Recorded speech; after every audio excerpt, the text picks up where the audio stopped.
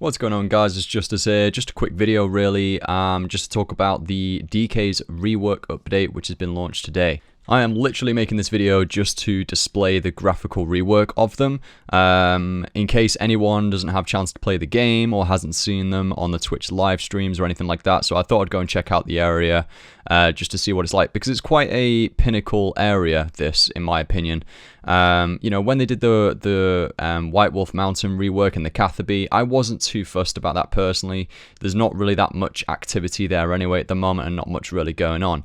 But I think this area in particular, for low to mid-level players, you know, this rework is good for those people, and also the drops have been buffed as well, so it's just to fill in those gaps really, to help them make some money leading up to, you know, the higher situations. Maybe, you know, training Slayer and they've got a DK task, they'll go and enjoy, they've got a Dagannoth task, sorry, and they'll go enjoy DKs a little bit more now. But the drops have been buffed, which is nice. I don't know how much by. Again, they're not very transparent, Jax, with like, you know, drop rates and things like that.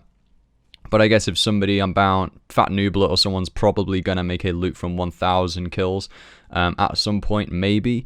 And we might all see, you know, the buff there. If you're going for, like, let's say the final boss title or something, then the DKs can be very good boss to kill for that. You know, they're really quick. You can set it onto faster spawn, put your War Priest armor on, which is hybrid, such as Sardamin and stuff like that.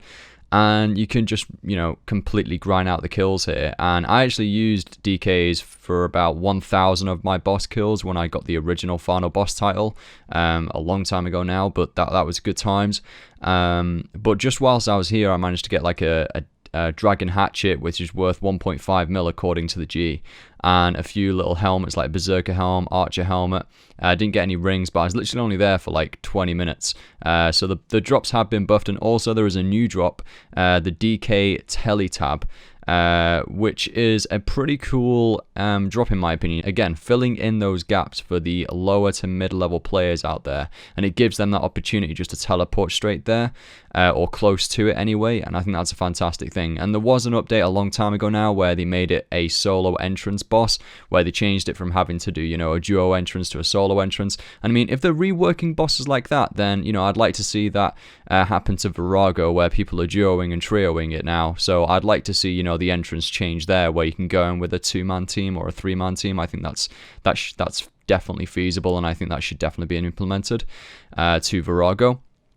But yeah, I decided to go and I actually decided to go and complete some elite Fremenit tasks. I completed a couple, and I came across one where you have to complete 250 laps of the Barbarian Agility course, and I was like, why did no one warn me of this? Did everyone just forget about this requirement? Like, when I looked at it and I was like chatting to Kieran, a moderator of mine, and a mate, I was saying, mate, I've got to do like 250 laps here, and he was like, yeah, no worries, it'll take you 30 minutes or whatever. I've been there for like 2 hours and I'm up to like 74 laps. I'm not the most efficient player, but you know, that's ridiculous. I'm gonna be here for ages. So actually, my plan was to like get the Fremenit boots for this video and complete it, and then go back there and show you guys, you know, when you get the Fremenit boots 4, which, to be honest, if you're a low to mid-level player, definitely worth doing if you're not maxed yet as well, you know. Big tip from Mod Shogun there on Twitter to me, saying, you know, make sure you complete all of these different achievements and quests before you reach max. That does make logical sense. But yeah, I never did that because, you know, I just had that mentality of I'm never going to go for max or comp, and then it just kind of happened.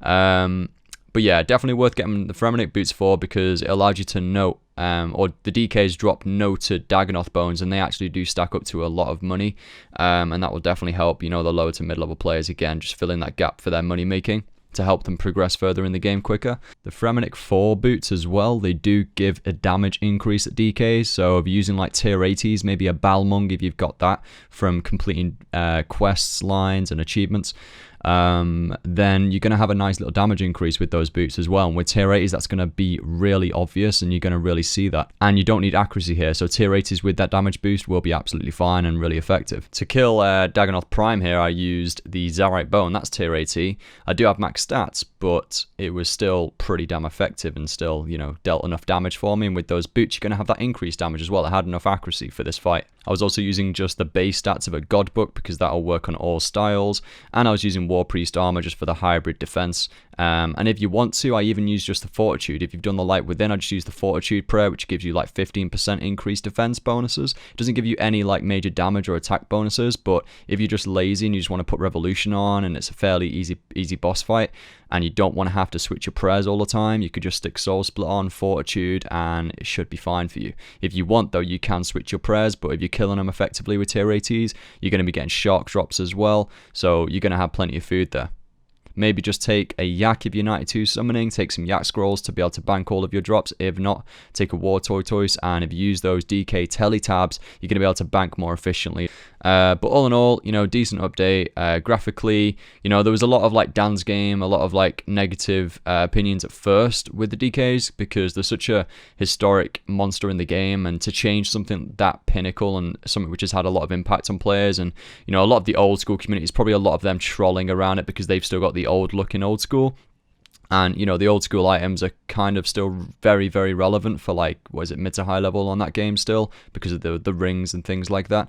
And it's still fairly difficult. You know, people are still safe spotting it. Like, I remember I used to safe spot, like, Rex and things. You just don't need to do that on RS3. The skill on RS3 now comes from, like, being able to switch quickly between your action bars and learn the threshold ability to use to make it more effective, and then having the correct gear and things like that. So that's where the skill comes from now when you fight DKs. And of course we've got the instance, which makes it way more effective in my opinion, and you can put the fastest spawn rate on there.